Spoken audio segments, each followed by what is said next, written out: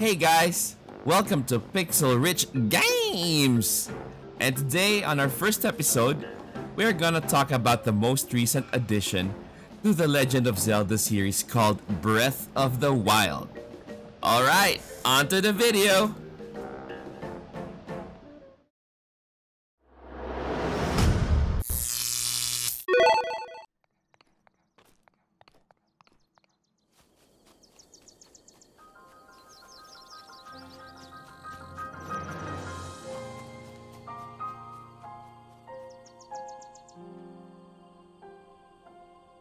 Okay, so this game was released in 2017 on the Nintendo Switch and Wii U consoles. What I want to go through in this video is how I view this game now that it's August 2020. Hopefully, this can help you decide if this game's for you or not. Now that's out of the way, let's talk about the first thing you'll literally see in any game: the graphics. You just saw the intro to the game seconds ago, and when I first did, I was like, damn, that looks good! I mean, just like me, the mood was set to fantasy adventure right off the bat. And I already felt that there are going to be pretty long gaming sessions to follow. The art is simple and pleasant, not tiring to look at. Art style has a good balance between looking like Naruto and Death Note. A bit cartoonish, a bit realistic. The colors are in-your-face bright, like you were hit by a Hadouken, which works really well with the theme of the game. Just take note that I played on a Switch connected to a TV, and the colors aren't as bright when gaming in handheld mode. The resolution of the game was pretty good, but don't expect something on the level of a AAA PC game that requires crazy expensive hardware. Keep in mind that the Switch is a relatively small device.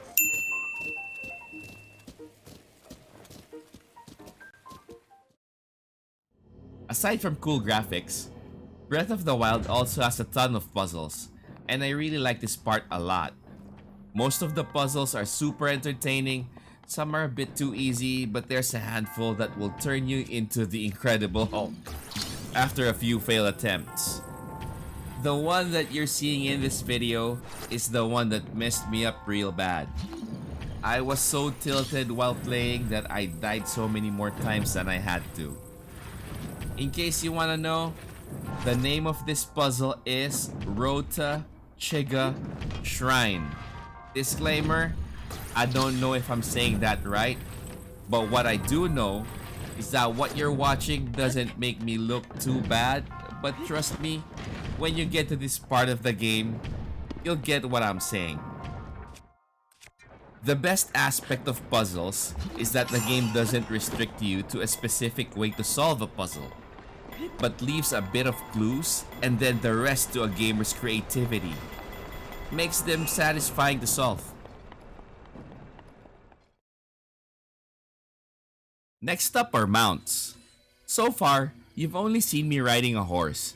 And in this game, mounts are 99% horses. A bit boring, you think? Not really. Have a look at my glorious blue horse.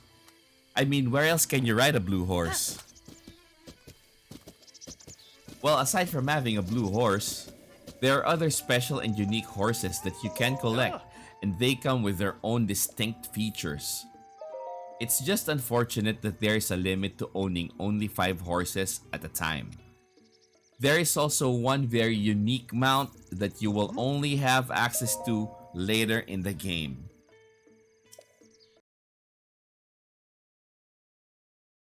As you might have gotten a hint already, I'm a bit of a collector in games. Meaning, I love having at least one of each item that can change how my character looks. Stats are good, but looks, man, skinner for life. Stats are very important, so they come in right after pimping out my pixels. You know what I'm saying? This game has a good number of collectibles. There is a bunch of armor sets that can give you a set bonus. There are also some non-set items that have unique abilities which are fun to run around with. Even your horses have collectible saddles and bridles. Weapons, shields, bows, you name it, man.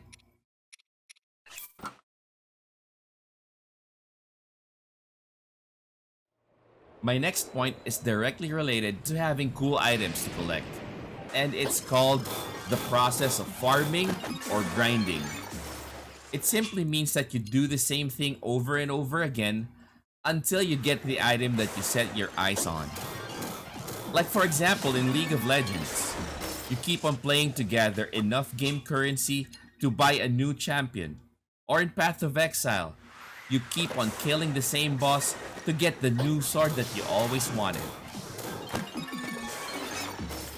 In most games, this becomes really tedious and super repetitive, to a point that you are no longer enjoying the game. Good news is that Breath of the Wild will not force you to play for hundreds and hundreds of hours just to get one, take note, one item. It has a good amount of randomness to its drops, which will keep you motivated to play more. That's really refreshing.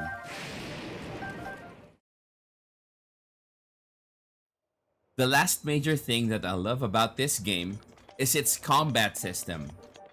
The game will not tell you the best way to kill something. There simply is no best way. There is only the easy way and the awesome way.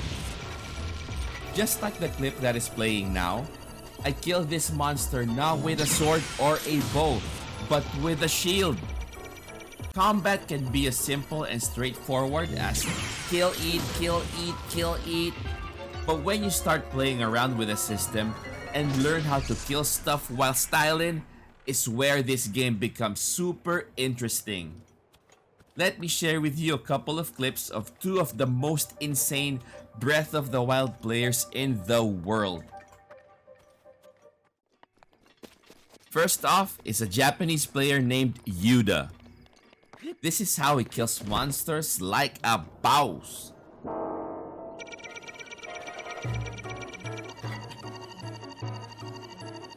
お前はもう死んでいる。何？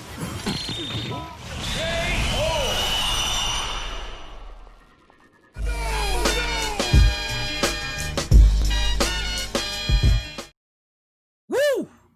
That was absolutely insane! And he did it like it was nothing. Woo!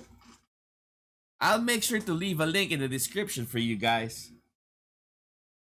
Now this next player's name is Peko. I think this guy just got bored of the standard playstyle and decided to record his videos and make them look like you are watching a cinematic. Don't forget, this is not a cinematic. This is actual gameplay.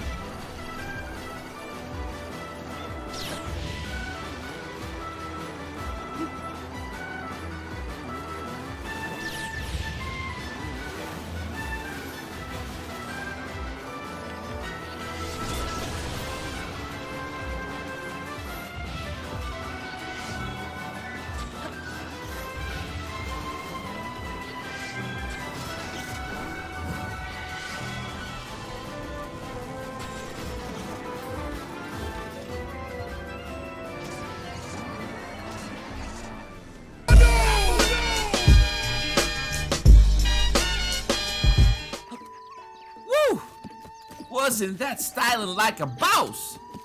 Check out Peko's channel, links in the description.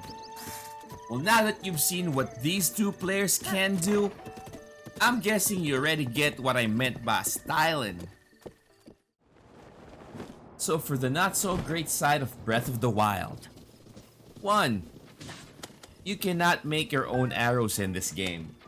The most efficient way to gather arrows without exploiting a glitch is to have the monster shoot at you while you pick up their arrows. Not really the most enjoyable thing to do, but you know, a gamer's gotta do what a gamer's gotta do. Number 2 is that casual gamers that got this game because of a very convincing suggestion from someone may end up going in circles and get relegated to chopping wood. Man!